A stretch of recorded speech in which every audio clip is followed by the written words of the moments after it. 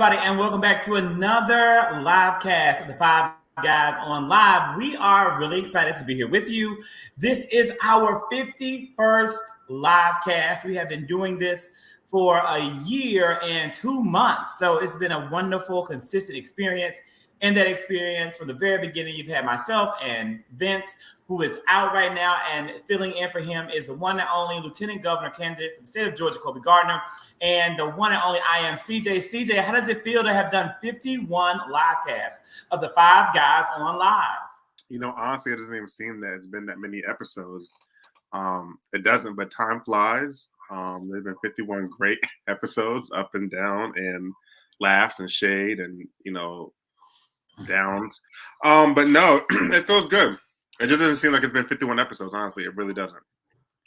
It has been 51 episodes, and it's really it's unbelievable. And the one and only DeAndre Pickett is back. Dr. Pickett is here. He's of course, you love him. We all love him. Well, many people do. So glad that you could be here with us, DeAndre, and welcome back. We've missed you during your hiatus. Glad that you have returned to us on 10/11/21. Kolbey, welcome. You're filling in for Vince, who is doing some big, amazing things. How are you, my friend? You know, God is good. I'm happy to be here. God is indeed good. Are you excited about the upcoming election? Not for you, but for those who are in elections, but specifically Atlanta municipal elections. Absolutely. I'm super excited. Early voting starts tomorrow. Please request your absentee ballots if you have not done so already. I think that we have some exciting candidates all the way from the top in the race for mayor, but all the way down to school board. I see some bright young progressives that are running, and I'm praying that they win. It is going to be an interesting election night and an even more interesting runoff cycle. So I am planning what I am going to do to support my friends who will make the runoff and different things. So be on the lookout for special invitations coming soon. With that being said, I think that it's time to jump right into the news topics that we're going to cover. We do have a full slate, starting right here with this, Darius, the unfortunate situation that happened at Timberview High School in Tarrant County, Texas. Please tell us about it.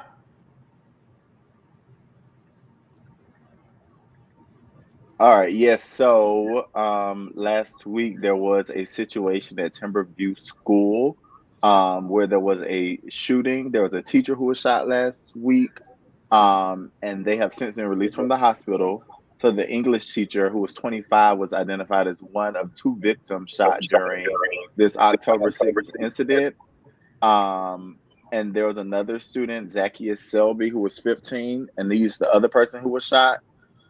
They say that the student was shot 4 times and underwent multiple surgeries. And the suspect is an 18-year-old Timothy Simpkins. He was arrested after the shooting, and he faces multiple charges of aggravated assault with a gun.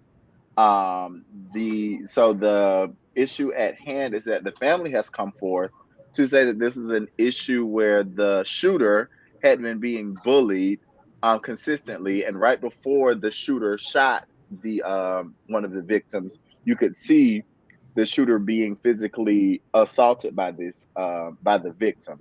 And so my question tonight is, where do we draw the line in terms of where we stand up against bullying, and then also acknowledging that no one should be bringing a gun or shooting in a school? So how do we ration and think through this entire situation?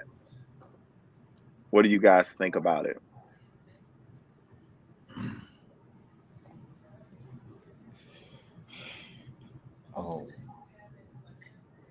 My prayers are with all of these families that have been affected by this unfortunate instance of violence.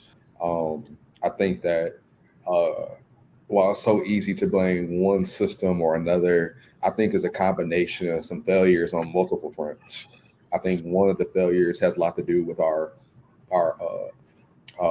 culture around gun and gun laws. And instead of enacting better policies, we've fallen on the old adage of, if it ain't broke, don't fix it. And we're falling on the old adage that the Second Amendment is only to be used for one very narrow set of beliefs.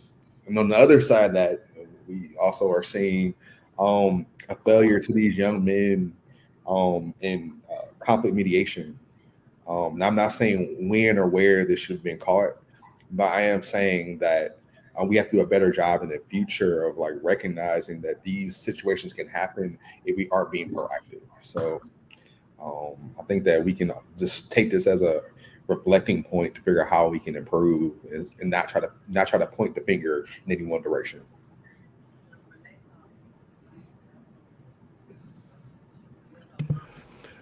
Kolbey, I'm gonna have to kind of go with you on that one. And to that point, I think because I think, and I think Darius and I, we've talked about this before about the whole concept of bullying in schools and experiencing some of those things. And I think what we also have to do is we have to provide those spaces where these young people can actually feel comfortable with actually coming to.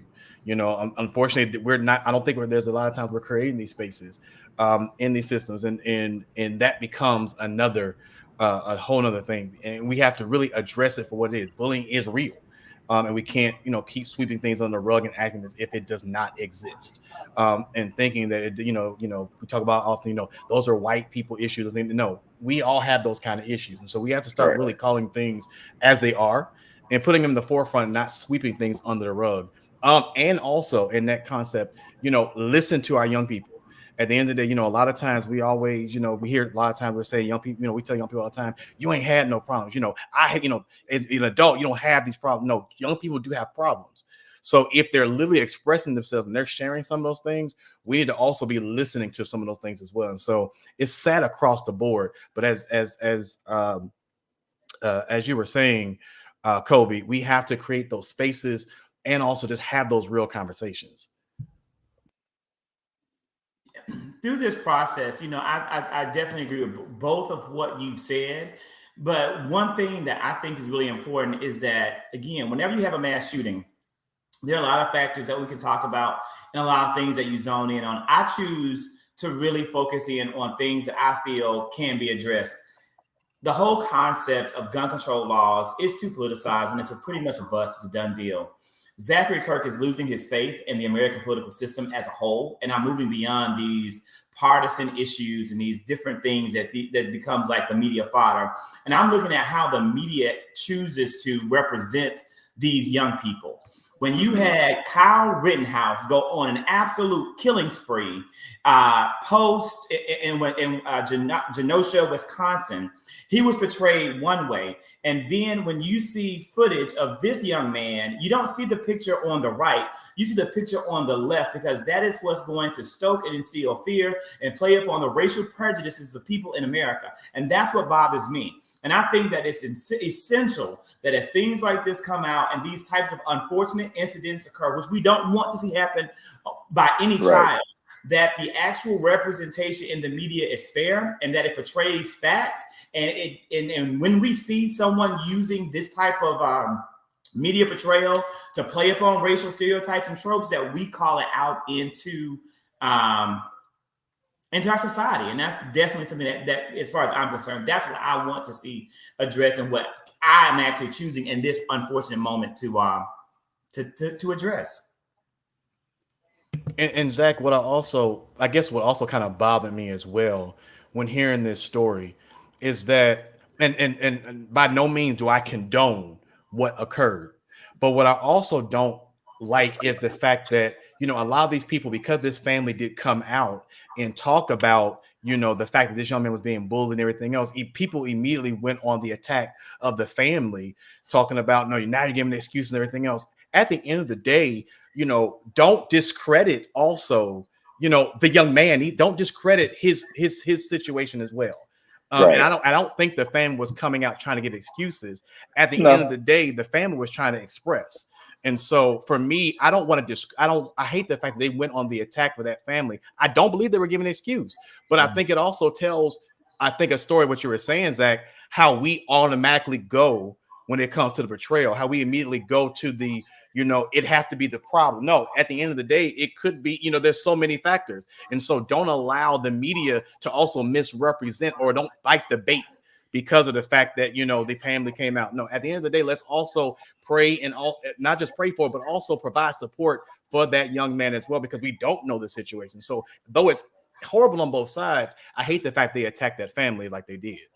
And Right. also, today is National Coming Out Day.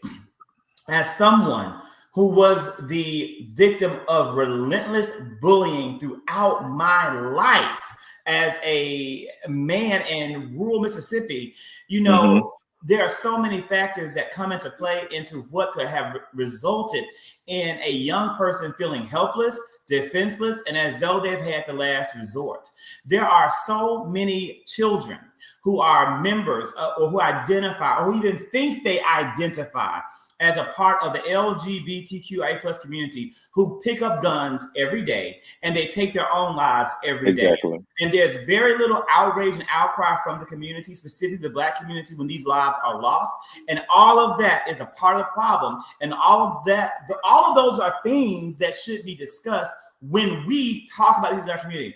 When Kyle Rittenhouse or someone goes on these killing sprees and they are not a member of the Black community, there's a whole lot of things that we can say. But when it is a Black person and it is a Black child who commits these crimes, it is the onus and the responsibility of the Black community to have very targeted and very specific conversations, because it hits home. We can't ignore it. We can't negate it, but we need to talk about it. And not only do we need to talk about the situation that happened at Timberview High School, but we need to talk about your president, Joseph R. Biden, who last week it was revealed in several news sources that he wanted to slash HBCU funding.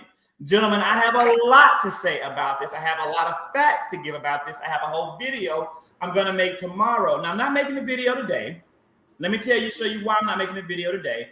I want you to take a good close look because I haven't had a haircut. I haven't had a haircut. My barber is out of town. My barber, she does amazing work. She comes to my house and she cuts my hair in my house. But because she is out of town, I get a haircut every Thursday so I can look good for you when I go on live, and every Monday so I can look good for you. I do it all for you, just like Janet Jackson said, all for you. I do it for you. And so she's out of town. When she comes back tomorrow, I will look better and make the video. What are you saying, CJ? We can't all look. No, I said you're fancy. Your barber comes to you in your own home. It must be nice.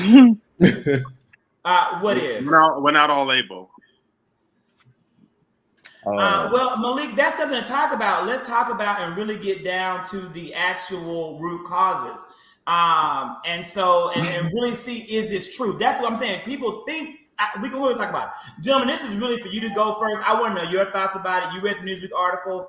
You may have done additional research. I know I dug in deep with some research. What are your thoughts? I'm just curious to hear what you're going to say, because I don't really know the whole story, and a part of me wants to believe it, and part of me doesn't want to believe it, just based on what he talked about through his whole campaign speech. So I'm not even going to say nothing. I'm just curious to see your research and your video. Well, I think you said you're going to do the video tomorrow, correct, Zach? Yeah, I'm going to do the video as soon as I get my haircut, and then I'm going to, do it the way I do it. I'm going to post the video on Instagram. I probably also post it, on Facebook, but definitely on my Instagram. It's going to be another one of those, the Zach that speaks. And I can, to break it down. Here's the thing, if, just to put, Kolbey. So, I would love to kick off this conversation, but I know there's several opinions here and some HBCU grads here as well. I think centering this conversation around this headline that was going around on social media saying that President Biden cut HBCU funding down from $45 billion down to I think $2 or $3 billion is what I saw on social media and go viral. This is last Wednesday, Thursday that started to pop up. And I think it was the president of the other university who really broke it down very eloquently, talking about the facts of the matter. When you talk about the Build Back Better omnibus bill that must be passed through reconciliation, you have to look at the fact that not only does Senator Joe Manchin of West Virginia, but also AOC must agree on what this bill contains in order to pass. That's the political reality that we live in. And when you look at the $6.5 trillion original budget that Senator Bernie Sanders, chair of the Senate Budget Committee, put forth back in January to now 3.5 trillion, and what we're hearing is that's going to be cut down even further to 1.5 trillion. Things are going to be decreased because it's no longer $6.5 trillion. And then also another fact of the matter, President Joe Biden is not a member of the United States Congress. He cannot in any way, shape, and or form write a bill. Only the House of Representatives can write bills where we're spending money. That's where that lies. And that's the bottom line. But what really pisses me off is that Newsweek and other media sources, specifically Black media sources, ran with a false headline and a false concept. Joe Biden is not sitting here slashing anything. It's not like, I'm gonna get big. Let me get big for this. It is not like Joe Biden sat there with a red pen after the amazing Republicans and Democrats in Congress spent all night toiling on a bill that would give HBCUs $45 billion, and then he slashed it with his red pen. That's not what happened. That's not how it works. President Biden does not have that power. It rests within Congress. When you take a look also at HBCU fundings, I want to talk about how funding happens in general. State-sponsored schools like Jackson State, Fort Valley State, Savannah State, Tennessee State, they are funded largely in part by the State Board of Regents and state funding. If these schools are underfunded, or are not funded at the rate of their predominantly white institutionalized peers, then that's a state problem. Black people who are angry about HBCU funding, they need to address that with their states. If you are pissed off that Fort Valley State, Savannah State, Albany State are not getting the level of funding that UGA and Georgia Tech receive, you need to take it up with Brian Kemp and his Board of Regents. For our privately funded historically Black colleges and institutions, those institutions and those organizations are heavily funded by endowments and private organizations and fundraising and philanthropic projects. If you have a problem with that, you need to dig into your pockets and fund a private school like a Morehouse, like a Spelman, like a Hampton, like a Payne College. That is what you need to do. It is the onus of that does not belong on Joe Biden, although he allocated in the original plan more money for HBCUs than any American president. Do your fact checking. But I got really angry at a number of Black content creators and Black activists because they didn't take the time to fact check. And I am very thankful that the president of Dillard University stepped up to the plate, expose these lies, but the problem is once the lie is perpetuated, once it becomes viral, it's hard to pull it back, and the damage is oftentimes then done. Zach, that's the problem.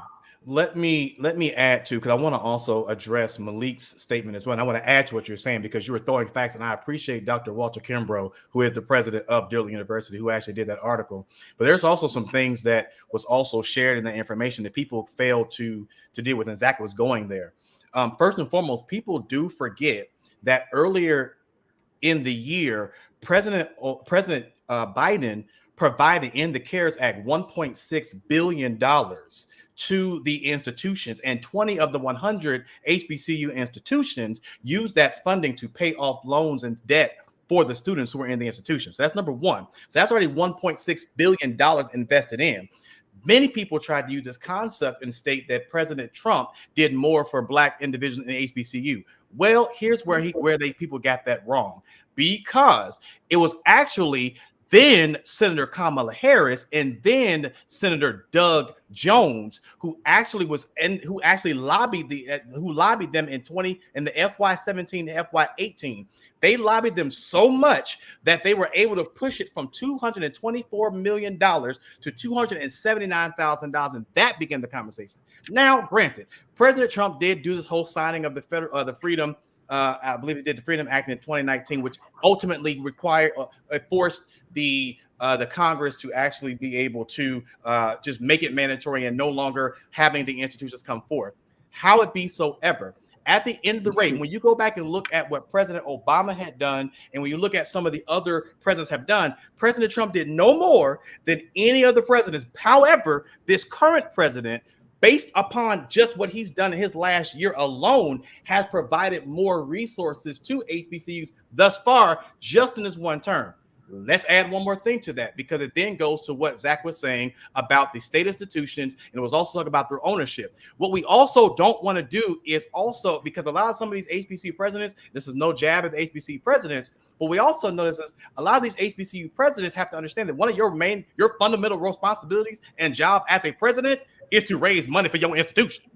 And so for you to be sitting here saying, banking everything off of trying to utilize or try to say, well, the federal government's not doing all this, stop banking and basing all your information. Title III funds from the federal government, they're coming down from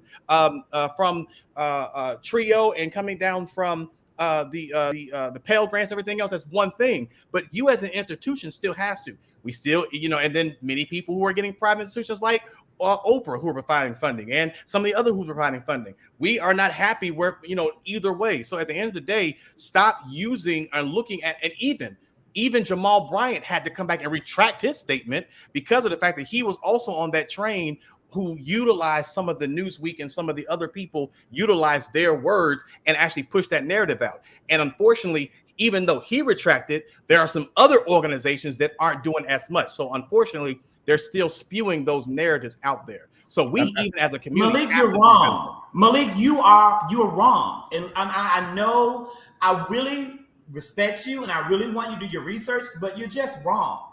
You need to really understand how these schools are funded, the role the federal government plays in funding them, and look at the whole entire picture of what's happened. Approximately $1 billion annually is already allocated to HBCUs already. In addition to that, HBCUs received under President Biden's third round of COVID-19 relief a total of $2.6 billion in funding. They were one of the largest recipients of money in CARES Act funding, and all of that comes from President Biden. When you talk about President Biden being at the head and he's a responsibility and it's his job to address and handle HBCU needs, I actually totally disagree with that. President Biden is not the head of the United States Congress. President Biden is not over the Senate. He is not over congressional Republicans, and he is not over the House of Representatives. That is not what he is over. That is not how American government works. In addition, I want to say something very controversial that very few people are probably going to say. But when you talk about $45 billion, I, as a taxpayer and as a progressive liberal Democrat, would be angry if President Biden made that kind of investment in HBCUs where only 9% of Black college educated people attend. Do I want HBCUs to be funded? Absolutely. But do we have more pressing economic needs in this country at this moment, in this day and time?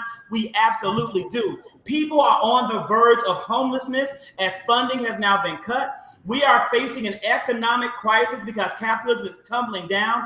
In the city of Atlanta, we also have, and I'm a proud graduate of Mississippi State University, where I hold 2 degrees, and I also have 2 other degrees, one of them being terminal, and I'm proud of that fact. And I really hate when HBCU graduates want to shame or try to go out and shame Black people because they didn't go to an HBCU. Nobody's shaming you for that, Zach. Don't do that. No one shamed you for it. But no one shamed you for that. So don't say that. You can continue your part, but don't say that anyone shamed you for it. Yeah, I mean, one thing I do. If anything, it's more about your lack of a need for HBCUs to be funded in this way because you didn't attend a HBCU, as opposed to someone who did attend an HBCU who, like you mentioned, might not have gotten the same types of state funding that your predominantly white state school would have gotten, so that you can have basic necessities like air conditioning in your freshman dormitory. I mean, one thing I will add here, and I think that one thing I don't want to miss, I think we've spoken a lot about these white men, as Malik has pointed out, but one thing I want to add is Congresswoman Alma Adams, who has been leading this effort for over a decade. She has been leading for the fight to ensure that HBCUs are funded at fair and equitable ways. I think we need to make sure that, of course, they're funded. We need to understand that the pain points that the federal government has played, and even the need for HBCUs. I do agree with that. But I think that there's more than one way to do that. This is one bill. This is one opportunity to do that, and we will still continue to have chances and opportunities to make sure that all of our young Black and brown students are educated in the best way possible. And I think that's something that we can all agree on, no matter what side of the aisle you're on. But let's also be, let me be very clear. Not one congressional Republican wants to support funding for HBCUs. So let's talk about that. They all want to vote against this package. So, folks want to hold President Biden to the fire when he ain't got the votes for it now. But nobody wants to talk about that. Nobody's pointing the finger at the Republicans who are doing nothing, but the media wants to drag the Democrats. So you also have, again, all of these Black people out here angry at Democrats for doing what they always do, fight for them and advocate for them, but saying nothing about Republicans. And before I was cut off by Darius, I was going to say, shaming me for not going to an HBCU is just like people that go to PWIs downing the value of an HBCU education.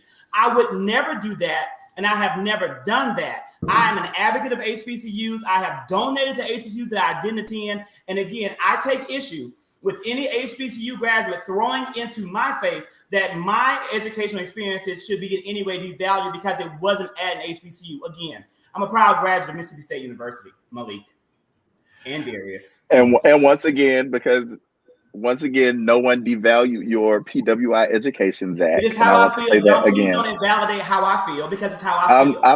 I'm not. No one invalidated.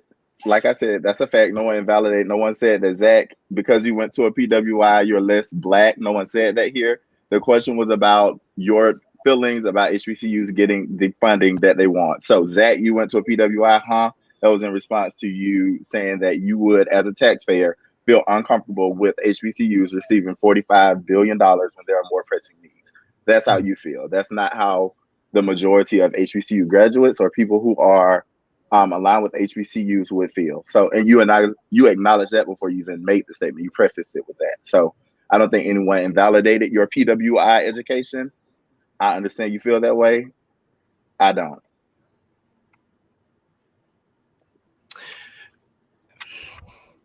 And Malik, I promise you, I hear you, Malik. I promise you, I do hear you. But the one thing, I guess, for me, again, I don't want to, because I do believe it, I get it, and there is an urgency. But again, people have to understand, I don't want to take, because it's not like the work is not being done. You need, and what the problem here is, everyone keeps looking at Biden. We've made it very clear. At the end of the day, if you're not pushing a Congress to actually do it, Biden can't do anything. He can do executive orders all he wants, but his executive orders can go so far. He did an executive order September 3rd, but guess what? His executive order only talked about policies and principles. It talked about none about funding because he couldn't do so. But the other thing I want you to understand, Malik, is this, and I want to use this analogy the best way I can without offending people.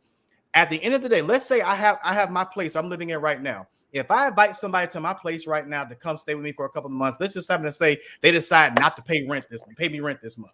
At the end of the day, my rent is still due. It's still on me. It's still my responsibility. It's still my onus to me because it's mine. It's my responsibility. I can't cry wolf and say, well, they didn't pay my rent. They didn't pay me the rent, so I can't pay this month. At the end of the day, it's still my responsibility. These are still our institutions. This is still our stuff. So we have to also do things like hold our people accountable for making sure these institutions. I go back and use places like Morris Brown College. Morris Brown College had to pull themselves out the ashes. But guess what? If we would have done our due diligence and made sure that we didn't have to have that place, then maybe Morris Brown wouldn't have had to do that. So there are other institutions. No one is telling institutions to to do what they're doing. At the end of the day, we still have to take some ownership. So I get that. I understand all that you're saying, Malik. But when are we also going to take some ownership of the responsibility and the work and stop depending on federal government to do everything? But DeAndre, that implies that the HBCU presidents are sitting on their asses right now, not fundraising for their institutions. And we all know that is not true. Yeah. Well, it depends, because there are quite a few of them who are not. No one is sitting on their asses not raising money for their institutions. Again, but what I'm saying to you is what you cannot do is, because there are quite a few HBCU institutions who are spending more time trying to run their institutions, which is the provost job, instead of actually putting themselves out there and doing the work. So I'm not saying that every HBCU president is doing that. I'm just simply saying that there are quite a few HBCU presidents and institutions, unfortunate, but it's across the board. It's not just, presidents. We also got to get we have to get alumni involved, making sure, it's an alumni process, making sure that you are supporting your institution. I hate to say this, but there's quite a few HBCUs that their alumni don't give back. And why is that, DeAndre? In many instances, why is it that they don't give back to their, in many instances, why don't HBCU graduates give back to their institutions? I can't speak for that. That. Well, I'll tell you 85,000 reasons that I'm not doing it right now. I think as you look at the Build Back Better plan, the critical investments in people tell us that for a long time, this government has been giving subsidies to the rich, to these corporations that do not need it. Meanwhile, poor and working class people have not been able to provide for their families the critical infrastructure that we need to take care of our kids. Even there are places in this country where childcare is more than a mortgage payment. Where you have that, then you don't have the ability to do things like donate to your college or university at the rates as other ethnicities. You're seeing the student loan crisis going on right now. All the comments are talking about how expensive HBCUs are because you have disproportionately Black and brown people being loaded with these amounts of student debt that they will not pay off in their lifetime. We have to address the system and recognizing that's not working in the way that it was intended. Because I could have gone to UGA and not paid a red cent. I would have been rolling around in dough because UGA is going to get their government funding at the end of the day. They're going to get that. So it's it's just about how you look at it. Funding from the state. Sure. I mean, you want to look at so that's like apples and oranges, like a Morehouse. Because we're talking about funding. We're talking about the same funding. We're talking about funding, and we're talking about alumni's ability to give back to their institutions. Now, if I went to UGA and I graduated with zero loan debt, then I would be able to give back. I would have that disposable income to throw at UGA every month. If I go to an HBCU that does not get, if I go to an HBCU that does not get federal funding, and my tuition ends up being $45,000 a year, and I end up having to take out loans to go ahead and figure out how the rest of that is going to be made. If I'm making student loan payments, I'm more apt to give back to an institution when I'm still paying for a degree. I think that's a compliment, because what you're also implying is if you went to a UGA, you still have the capabilities financially to actually still what you would do if you weren't an HBCU. So I don't just because just because you went to UGA and when everything else you don't have to necessarily have the loans and things of that nature, you can actually give back. That's not necessarily true. If you have $500 in loan payments a month, you said why is Morehouse a private institution? Because it was founded as such. It wasn't a state. Because it was illegal for us to be educated. In proposed funding. Actually, now, just imagine if that $45 billion would be equated to paying off $50,000 in student loan debt per person in the United States, and how much money that would free up for HBCU alumni graduates. But you say you're going to do that. You haven't done that either. You haven't made that happen either. So what are we talking about? What I'm talking about is my original point of I would have rather seen that $45 billion go elsewhere before I was Are we saying it go there, though? But are we saying it go there is my question. But I think is that what the report said? Did the report say that he was reducing? Did he say not been passed? Did he say that he was reducing HBCU funding so that he can forgive student loans? Is that what he said? But he didn't say he didn't say he's reducing anything. That's the problem. He said $10,000 at most. That was his campaign promise. Okay, so it's not appropriate for us to then also put on Joe Biden and things that he never said. Nancy Pelosi and Chuck Schumer were fighting for $50,000. Joe Biden never said that. He said he would consider $10,000 at most. I do want to see President Biden fight and advocate for the maximum amount under executive order to be forgiven, which is $50,000. I also want to see President Biden push the congressional authority to move us towards all student loan debt being forgiven so that economic wealth can flow in this country and flow out of the hands of people to give back to institutions. But in this moment of economic crisis, how we allocate all of this funding, as it is now under significant, serious debate, needs to be what will have the biggest and greatest impact on the American economy. That is where the money needs to go, in my humble opinion. But again, moving on from there, we go now from President Biden and what he isn't doing for HBCUs in the Black community to Dave Chappelle and what he is doing to upset the trans and LGBTQIA plus community. His brand new special on Netflix has really caused a lot of public controversy. And on this National Coming Out Day, as well as Indigenous Peoples Day, I want to open the floor, gentlemen, to anyone who maybe have seen the new Dave Chappelle special, The Closer, and to see if you found it offensive. Also, our viewers, did you find this special offensive? And if so, why? If not, why? Let's talk about it. Please go. No, Kolbey. It is. So I had a good conversation with a friend over the weekend. And I had to like tell her point blank period that special was both homophobic but also transphobic. That's period. That's where the conversation ends for me. And do I additionally understand what he was trying to say about the baby very specifically? His comment was, and I think what he intended to say was that let's say what he said. We should have canceled the baby before he got to the LGBT comment. We should have canceled the baby when he hit that woman. We should have canceled the baby when he murdered that man. We should have canceled the baby time and time and time after again. It should not have taken us to get to that point for us to cancel him. Now, is this conversation problematic? Absolutely. And that's what I have. He could have done a much. I'm sorry, I was going to say he could have done a much better job of framing the conversation, because at the end of the day, the implications per the comment sections on Instagram, a lot of homophobic people were able to co-sign his message, because what the undertone is that, so we can counsel the baby for the gay people, but we can't counsel him when he killing Black people. And the question then becomes, whose responsibility is it to band together and say, damn, the baby, murdered a dude? Like, whose responsibility is it to say, okay, let us come together for this cause and fight against this person from being in mainstream because it's something they've done? Now, if people want to be bitter because the LGBTQIA plus community is better at mobilizing and figuring out ways to hit people where they really hurt and that's in their pockets, then they can be upset about that. But until Black people decide that gun violence should not be glorified, until Black people decide that gang violence should not be glorified, until Black people decide that misogyny should not be glorified, until we as a Black community can do that, then I don't understand the point of having the conversation. It's homophobic, it's transphobic, and Black people have to do a better job.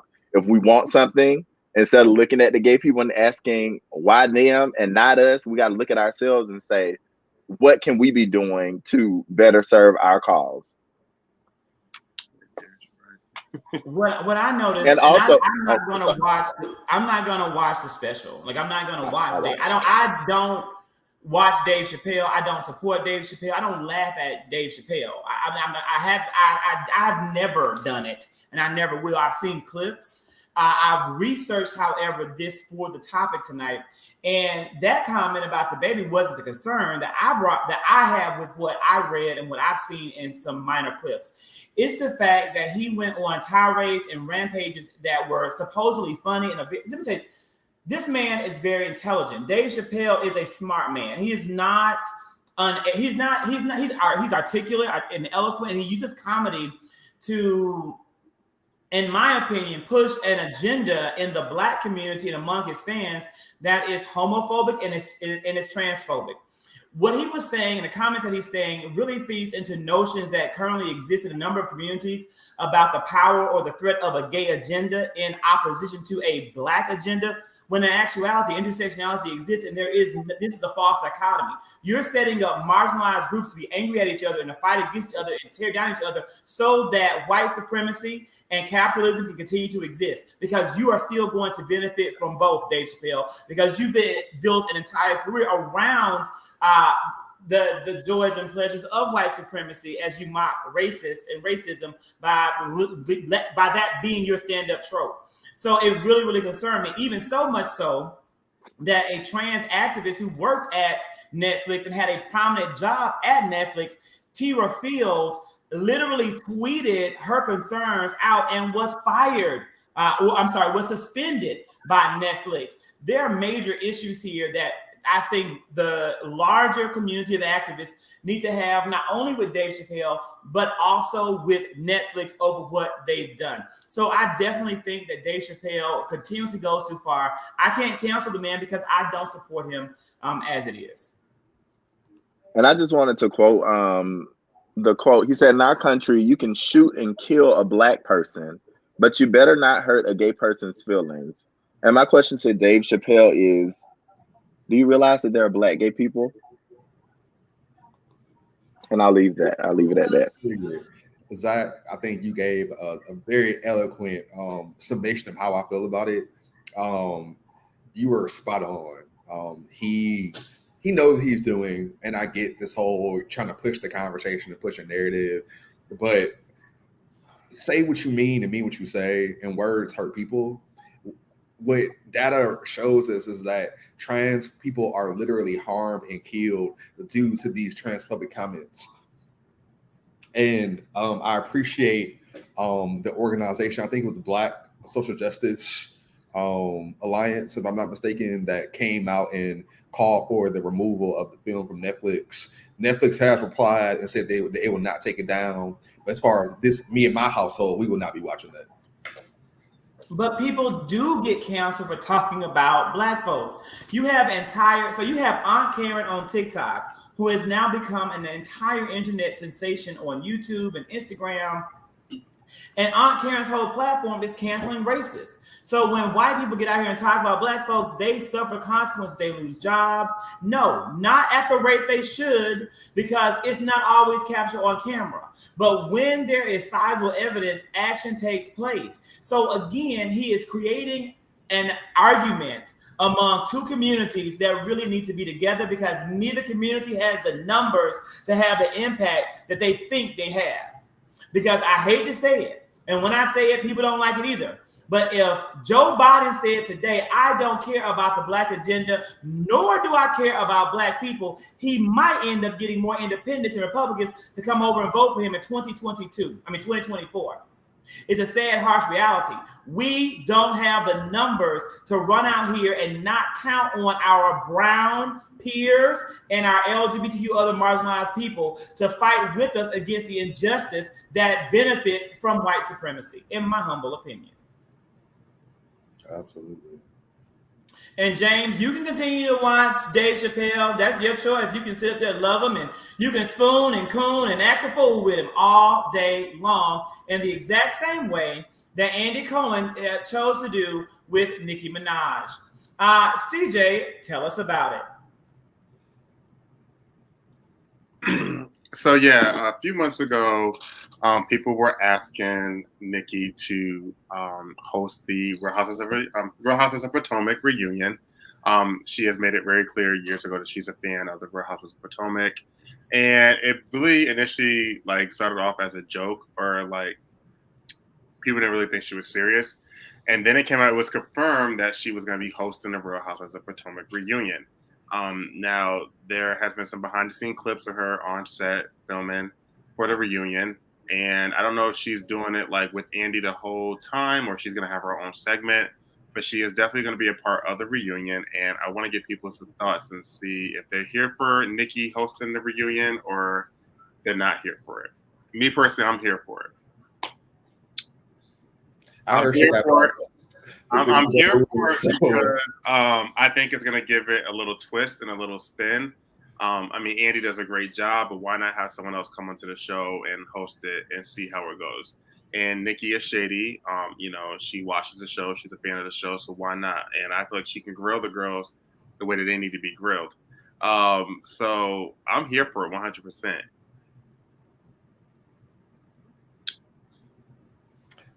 I heard she got vaxxed to get on set, so I'm happy for that. I think that's Well, she never said that she wasn't getting vaccinated. She said she was going to do it because it's what she wanted to do when she wanted to do it. So if she did, in fact, get vaccinated, then kudos to her. In terms of her hosting the reunion, I think we've been calling for years for Andy not to host the reunions of the housewives, especially of Black women. It's a little cringy to see this white man sometimes get with these Black women in the way that he does. I don't know that it'll be better with Nicki there. We'll see. I definitely think that it'll hype up the show a little more, so maybe more people will tune into the reunion. I don't think that Potomac was at a point they needed this life vest, if you will. Atlanta needed a life vest like this for their reunion, maybe. Like I think more people probably would have tuned in for that. However, if the people on Housewives of Potomac are fans of Nicki and Nicki is fans of them, it'll be interesting to see. I did see some comments today that she kind of went in a little hard on my girl Candace. But Candace does, Candace can hold her own. She does it very well. So I'm sure she was able to hold her own, even standing side by side with the queen. I also heard that the girls were very crunched. They were like back on one couch again. So not the spaced out situation that we've become accustomed to post since the pandemic. But it'll be interesting to see what the conversation is like. And I hope that she's not doing the whole thing because her voice will annoy me for the entire thing. So hopefully she's just doing a segment and passing it back to Andy. So Darius, to kind of piggyback off what you said, so yes, she did. There was some information out there that she kind of went hard on Candace, and she actually just posted another video not too long ago, and she said she kind of went hard on all the girls equally. But she also said the girls are tough cookies and they didn't back down. And she said she normally knows who she can kind of go after and them not really say nothing. But she said all the girls equally she went in on and they all held their own. Yeah, I'm not going to watch it. I'm a Real Housewives of Potomac fan, but I will not be watching the reunion. We'll miss you. Yeah, I'm not going to watch it. And so, and let me tell you why. It's not specifically because of Nicki Minaj and my disappointment with her and her platform usage. It's because I don't actually agree with altering the format of the reunion. So I'm not one of those people who feels as though Andy shouldn't do the reunion because I think that the ladies have a level of being familiar with him and they are used to him. And so they will be more candid and more honest. When you bring in a big name celebrity like a Nicki Minaj, I'm afraid that you could possibly result in the ladies being less willing to be their authentic selves on camera. It's already really hard to do that in reality television, in my opinion. And I think that adding a celebrity there adds to it because you have a new person you don't know where you don't want to be judged and you don't want to face the fallout from this celebrity's entire fan base, the Barbs. So I'm not watching. I think that Bravo made a mistake by bringing her in. I think they could have done this in a different way. They could have had Nicki Minaj do like a special. They could have had Nicki Minaj do one-on-one interviews with ladies, but making it the actual reunion, which is such a story part of the Real Housewives franchise, to me was a mistake that I'm choosing not to support. Well, Zach, there's only one way you'll know if it actually goes down like that, and that's by watching it. But you choosing to abstain from watching it, you'll always have to just live with what Zach Kirk feels like this is how it might go. So I'm not gonna support it. And that's your prerogative. I will give you a call. Somebody will call me or tell me. I'll see clips. We absolutely we'll talk about it on Five Guys on Twitter, but I am not going to give them my ratings and my views personally. That's just why would you not want to support? You guys know how I am. My question is, why would you not want to support your girl on the reunion?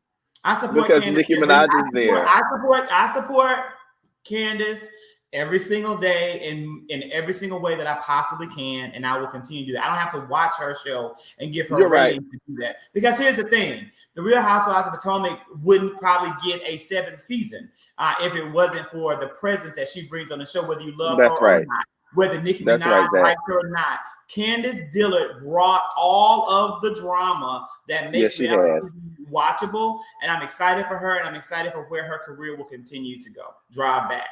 Zach, And quick I will question. go on record tonight and say that I will view the reunion from 2 devices so that we make sure we account for the one view that will be missing when Zach Kurtz decides not to watch. So I got you covered, Zach. Back to you in the in the office, DeAndre. but but Zach, I guess I got my one question to that is, to that point of that, do you think a devil's advocate aspect behind that could be that the reason why he does these kind of things is because I personally feel like it would be, not that they're scared to say, I feel like when you put, artists and like big time names on there, I feel like they're gonna put on for that kind of person. So I don't know. I just kind of feel like especially when they love them. Yeah, I think it's kind of like they will put on. They want to stir it up a little bit more because they're in the presence of a person. So I don't know. I just feel like I hope not. I just feel like they put it already on. made it. Candace made it very known that she wants to do it. She wants Nicki Minaj on her Drive Back remix. And CJ, do you think that this will potentially? Do you think this is gonna maybe stir up maybe other reunions to maybe having other? I do, because there's a lot of celebrities who are big fans. Like Rihanna is a huge fan of the Real Housewives of Beverly Hills. And then there's other celebrities who are, big fans of other franchises. And I do believe this is going to open up the door to allow other celebrities to host a reunion, which I think is a good thing.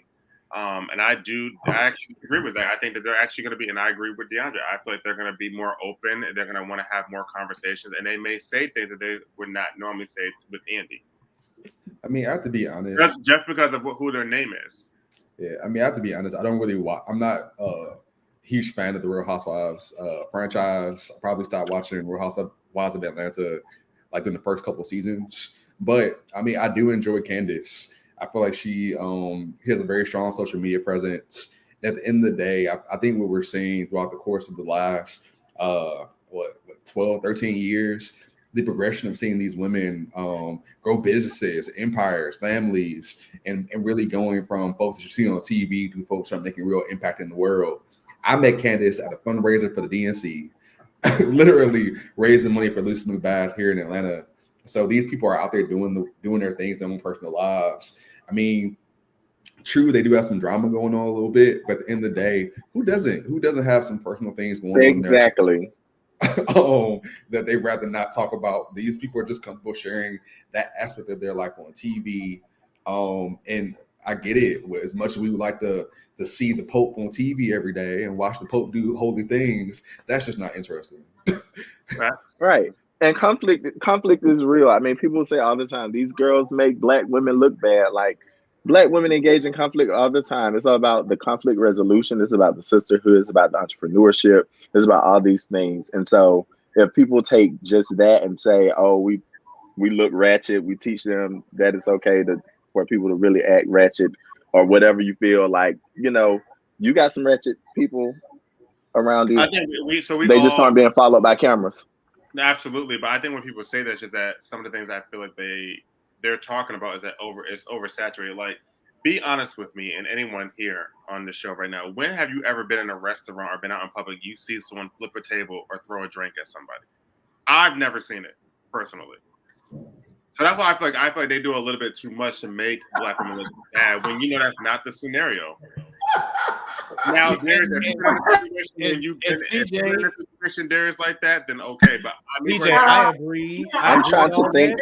Saturday, and I'm gonna leave. I'm trying to think of a time that I've seen a table flipped on Real Housewives of Atlanta. That's what I'm talking about in person. Like, you've been somewhere. No, I'm saying on Real Housewives of Atlanta. I'm trying to think of a time a table was flipped. No, I don't think there was.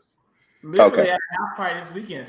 No, okay. The table wasn't flipped, but Kenya got up and she moved Kim Fields away from the table. We see altercations. I mean, I've seen plenty of altercations that were much worse than that in Atlanta. I do agree that there is a level of Nothing. excess for reality TV. So I agree with that. There is a level of excess that is. Yeah, I feel like they're willing to do a little bit extra more than what people probably don't do, or you just typically will normally not see. But CJ, we do, and this is not to condone what they do, but we Go do and say it, that. DeAndre. We do that when we turn on the cameras and, you know, we get on World Star and everything else. We do all we want. You know, when people put a camera in front of us, we turn up the camera too. Y'all So at the do. end of the day, anytime somebody put you in a camera and you can see that it might get you some more likes, it might get you some more fans, it may get you something. We turn on no matter what. So at the end of the day, y'all do that mess. Yeah, I don't. Y'all do that mess right here. Y'all do that mess right here. Five Guys Online. Then DeAndre will be calling me after the show, apologizing. Just I'm joking, y'all. Look at his face. I don't turn up. Look at you like, yeah, what? That's not my life. I don't turn up the camera, but you know. CJ is exceptionally the same at all times. So yes, he is. That for being a consistently CJ at all time. And I think that you have to give me credit for being consistently Zach, although that's not always consistent. With that being said, we are certainly at the end of this hour. We're getting ready to join and go over and do the after show. Katie, we would love to have you. This is Katie Kissel, who is running for Atlanta City Council. I want to say, Katie, correct me if I'm wrong, I think you're in seat 3. I know that's a Cabbagetown, seat 4, Cabbagetown in this area. And so what we're going to do on tonight's after show, all proceeds, I thought it was 3. But I don't know. We'll research it. But what we're going to do in the, I would have to say. And so what I would have to say is that as we go, C5, so we're both wrong. So as we get ready to go over all of tonight's proceeds, we will have on badges. If you'd like to donate, all the donations will go to the one and only Kolbey Gardner and his campaign for Lieutenant Governor of Georgia. So please consider joining us, consider donating as we go to that. And I will match donations. So whatever we raise, I will match those donations to Kolbey. With that being said, we celebrate on the Five Guys on Live, something I know Deborah Nye does like to see portrayed is Black History, 365 days a year. We now have a total of 51 live casts that we have done for you and with you, and where we have celebrated Black History for 51 weeks in a row, or actually it's been more than 51 weeks, but we took some weeks off. Darius, give us tonight's Black History fact. Yes, on October 5th, 1932, Yvonne Burke was the first Black Congresswoman from California. She was born in LA, and she, in 1966, became the first African-American woman elected to the California Assembly. In 1972, she served as vice chairman on the platform committee at the DNC. So we want to give a shout out tonight to Yvonne Burke, the first Black Congresswoman from California. We love to see it. You're muted. Yeah, we love to see it. And so, James, I'm gonna go on his page, everyone. I'm gonna share his picks in the Five Guys group. Now, in no way is this an endorsement from the Five Guys. It's an endorsement from James Johnson, but we will share it because, James, we appreciate you watching us week after week and being here with us, despite the fact that I said you were a coon who spoons. I love you dearly, and I appreciate you. And I absolutely do love your food. You're a great cook, and you do some great cooking over there. So you need to have a special fundraiser in the runoff for the candidates that I'm going to have if your dish is in the runoff. So I talked to you about that before. You didn't respond. I'll bring one bottle of Peach Crown like I always do. And James, you might want to check your picks because I think 2 of those people you put are running against each other. As long as they not. And I'm going to leave. Good night, y'all. These are his picks. So with that being said, everybody, thank you so much. Have an awesome night. Join us now on Instagram Live. Good night.